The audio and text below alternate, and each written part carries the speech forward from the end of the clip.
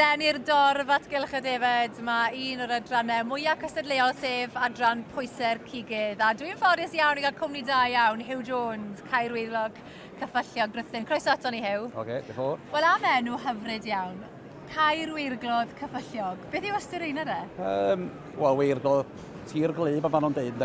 Ond mae'n dipyn o dir go sych yn cyfarglodd hefyd, ynddo. Ond, ia, weirglodd lle glyb oer yn anffodus.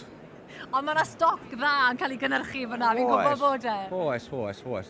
Na, dyn ni reit cyn efo'r stoc yn supportio'r fachnad lleol yn eitha wythnosol i ddweud y gwir.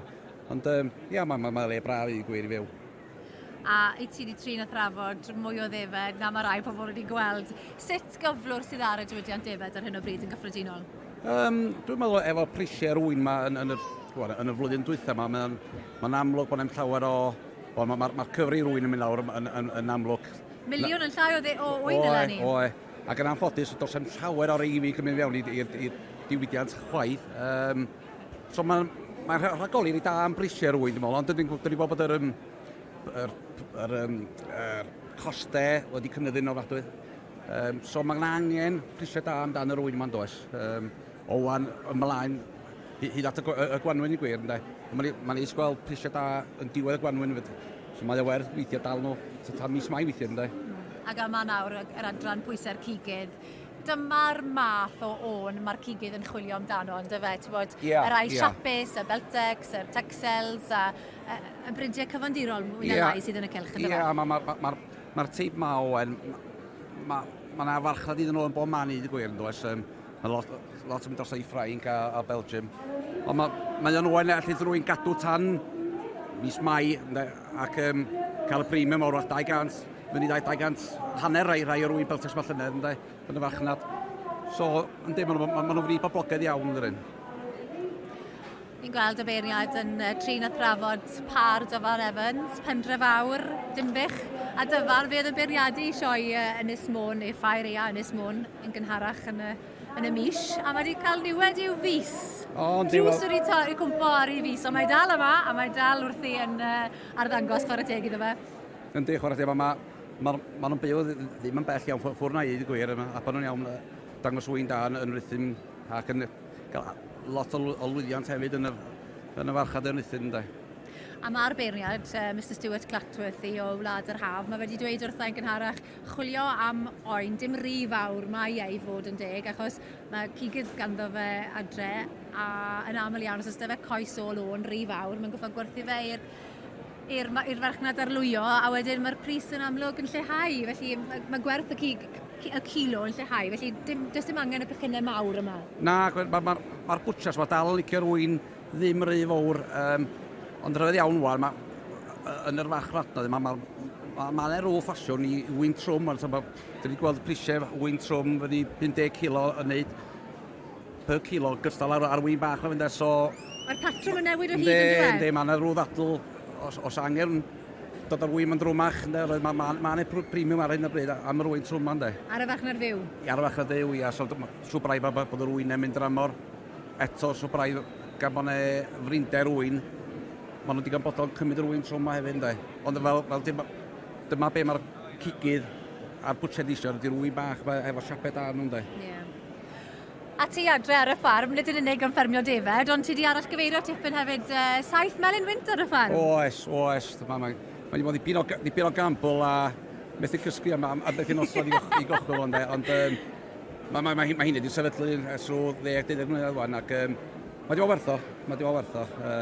Ac yna fwy o alw am ynni adnewyddol nawr hefyd, mae'n dod yn fwy o bwysig? Yndi, mae o'n. Mae o'n dim o braf ar ôl nhw dal amdani hynny, mae rhywun meddwl, mae rhywun wedi gwneud y beth iawn diwedd, ynddo. Ond yn ei lot o gefnogaeth gan dad a mam hefyd i bwysio beth yn ei blaenau, ynddo. A mae mrawd yn barteriaeth yn Melin Gwynt hefyd, so mae o'n help hefyd, ynddo. Ond y dyddi hyn mewn amaethyddiaeth, mae rhaid chwilio am incwm ychwanegol, ond oes e rhywbeth gwahanol? A mae'r Melin Gwynt siŵr o fod yn ateb y galw yn dda? Yndi, maen nhw'n. Dwi'n meddwl, does am gymaint yn mynd i fyny o gwmpas Gymru wan, ond dwi'n meddwl, mi ddown ni hole hefyd yn meddwl, ynddo.